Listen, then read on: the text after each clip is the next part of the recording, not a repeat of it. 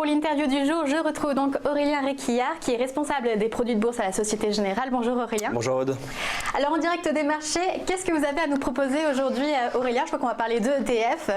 Est-ce qu'on peut faire un rapide point d'abord sur le fonctionnement des ETF? Oui, je voudrais parler d'ETF et de certificats 100%, solutions de diversification aujourd'hui qui s'inscrivent dans la stratégie des produits de bourse. Je rappelle simplement sur les produits de bourse, on propose des stratégies à effet de levier avec les varants, les turbos, stratégie de rendement avec les premium rendement et puis stratégie de diversification avec justement ce dont on va parler aujourd'hui, les trackers, les ETF et certificats 100% qui permettent de s'exposer a priori sans levier, on va voir que ça peut être un peu différent, sur un indice sous-jacent.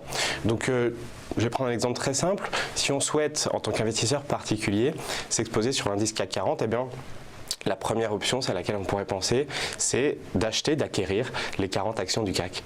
C'est long. C'est long, c'est coûteux, il faut gérer les corporate actions, les entrées et les sorties de titres, les versements de dividendes, etc.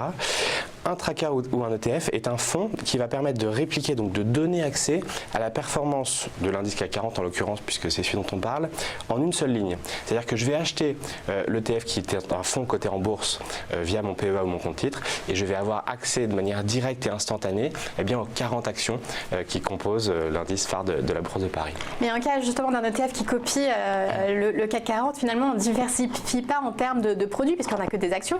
Oui, on n'a que des actions, exactement. On diversifie en termes, si vous voulez, de secteur, pas de géographie puisqu'on va rester sur la France, mais c'est un produit qui va en une seule, encore une fois, transaction, permettre d'exposer l'investisseur à la totalité de l'indice. On parle du CAC, mais on va voir qu'il y a beaucoup d'autres indices et classes d'actifs sur lesquels on peut accéder. Alors justement, quelles autres géographiques avez-vous à nous proposer pour diversifier?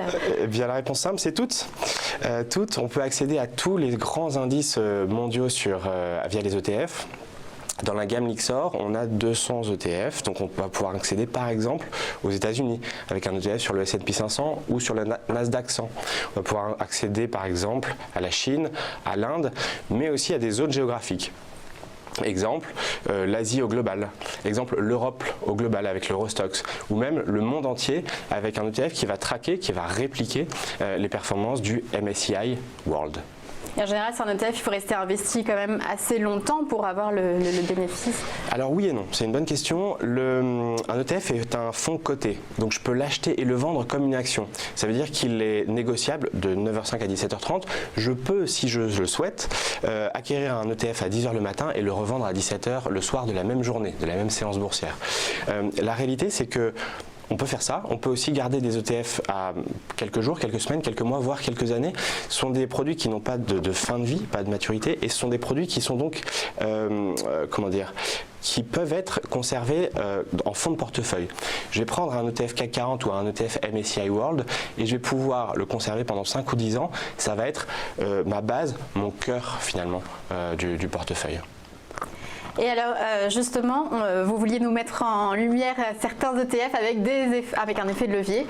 Est-ce que vous pouvez nous expliquer en quoi ça consiste? Oui, alors la majorité des ETF effectivement sont sans effet de levier, c'est-à-dire qu'ils vont répliquer pas à pas les performances d'un indice sous-jacent. On a beaucoup parlé d'actions jusqu'à présent. En réalité, on peut accéder à des indices obligataires, des indices matières premières ou des indices même cash. C'est-à-dire que si on veut s'exposer sur des liquidités, on peut le faire via des ETF aussi. En dehors de ça, il y a des ETF dits de stratégie qui vont permettre effectivement de dynamiser un portefeuille sur de courtes périodes. Il y a deux ETF dont je veux parler aujourd'hui, c'est l'ETF Leverage CAC et l'ETF Double Short CAC. Ce sont deux ETF qui sont très utilisés par les investisseurs particuliers et qui vont permettre de multiplier les performances. Alors le premier dont je parle, c'est le Leverage CAC. C'est un ETF qui va servir à amplifier à la hausse les performances. Donc exemple, si le CAC 40 fait plus de % dans la journée, eh bien mon investissement va progresser de plus 4. Mais il amplifie aussi à la baisse, j'imagine. C'est tout à fait ça. Si au contraire l'indice CAC 40 baisse, si j'ai tort, s'il fait moins 2%, eh bien évidemment mon ETF va faire moins 4% et donc démultiplier les baisses.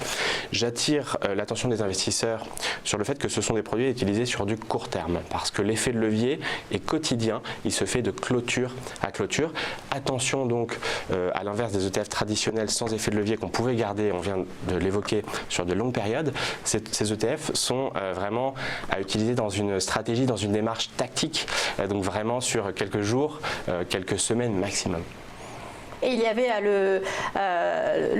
l'ETF justement contraire de celui dont vous évoquiez, qui est contracyclique au CAC, et lequel vous conseilleriez en ce moment? Oui, tout à fait. Alors l'ETF, si on veut à l'inverse s'exposer à la baisse, si on anticipe que là on a passé les 5000 points, si on anticipe que ça va continuer de baisser, eh bien on pourrait prendre le daily double short qui va faire x-2 la baisse.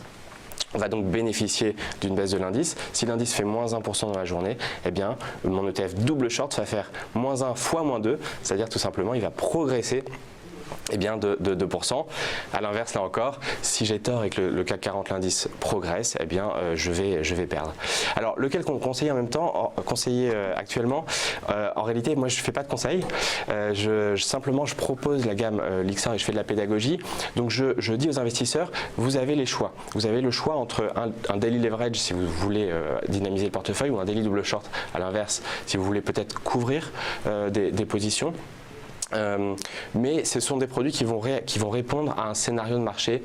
Malheureusement, moi je ne suis pas en position de donner des conseils sur l'évolution du marché. Et au niveau des frais, qu'est-ce que ça donne? Est-ce que c'est des fonds qui sont plus chers que les autres? Alors, oui, un petit peu, parce qu'on a une stratégie d'amplification des mouvements. Donc on va se situer dans la moyenne des ETF est compris entre 0,15 et 1% de frais de gestion par an, prélevés pro rata temporis sur la durée de détention. Ici, on va être autour de 0,5% sur les ETF de stratégie, puisque effectivement il y a cet aspect amplification à la hausse et à la baisse. J'indique simplement pour ces deux ETF, donc leverage et double short, qu'ils sont éligibles au PEA, au plan d'épargne en action, et que donc on peut les acquérir eh bien, au sein de cette enveloppe fiscale. Et alors vous vouliez aussi dire un mot des certificats 100%, alors qu'est-ce que c'est? Oui, tout à fait. En fait on entend souvent je veux un tracker ou un ETF, c'est la même chose. Un tracker et ETF c'est des synonymes parfaits. Je veux un tracker ou un ETF sur l'or ou sur le pétrole. Malheureusement, en France, en tout cas, ce n'est pas possible. Un fonds, d'un point de vue réglementaire, est au minimum indexé sur 5 valeurs. Donc, comment faire pour investir sur l'or ou sur le pétrole? Eh bien, il existe des certificats 100% qui permettent de répondre à la contrainte, entre guillemets, des ETF et qui sont des titres de créance et non des fonds. Alors, différence juridique majeure, c'est que ce sont des titres émis par une banque, en l'occurrence Société Générale chez nous, et donc vous avez en tant qu'investisseur un risque de défaut, enfin un risque de perte en capital en cas de défaut de l'émetteur. Mais ils permettent donc de s'exposer sur des matières premières individuelles. Je vais donc pouvoir acheter un certificat 100% sur l'or et donc avoir de l'or en ce qu'on appelle papier ou du pétrole papier avec un certificat 100% pétrole. Ce qui n'est donc pas possible si on voulait le faire en direct avec un tracker. Deux choses sur ces produits-là. Attention, vous avez une exposition devise, c'est-à-dire que si j'achète de l'or qui est libellé en dollars, moi je suis un investisseur en euros, eh bien évidemment je vais bénéficier ou à l'inverse pâtir de l'évolution de l'or, mais aussi de la variation, de la fluctuation de l'euro-dollar. Et deuxième point important à retenir sur ce type d'investissement, notamment sur les matières premières, alors pas sur l'or qui est un cas pas particulier, mais sur le pétrole ou sur toute autre matière première qui est exposée sur des futurs, c'est que je vais devoir payer en général des coûts de rôle. Alors c'est un peu un raccourci de dire ça, mais les contrats sur pétrole par exemple doivent être ce qu'on appelle rollés, c'est-à-dire on doit passer d'un contrat à l'autre. Et ceci peut engendrer des frais pour l'investisseur, y compris celui qui investirait en direct sur des futurs, qui sont liés au coût de stockage de la matière première, au coût de transport, etc. Donc attention à ces coûts entre guillemets de rôle, je vous renvoie à la brochure dédiée, mais attention à ces coûts-là qui peuvent être importants, voire très importants, d'autant plus sur des longues périodes.